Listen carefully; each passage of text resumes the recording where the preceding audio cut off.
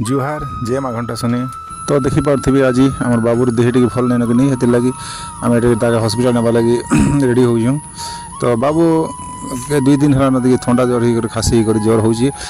बोले यहाँ मुझे काम जल्दी पलि आएनि तापर यहाँ बाबू के बाहर कर चारे बोले नहीं बोलूला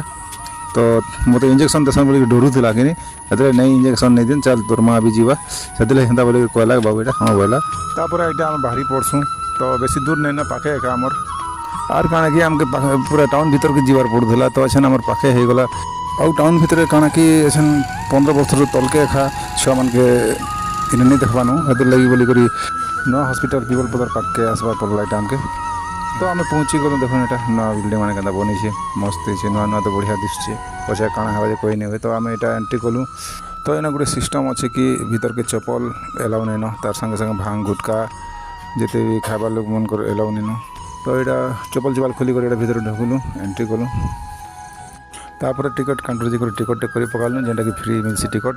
तो तापर आम यहाँ तो भीतर के जाकर जेन आज्ञा थे से देखिक मेडिसिन जेन फ्री मिलसी जेनटा गवर्नमेंट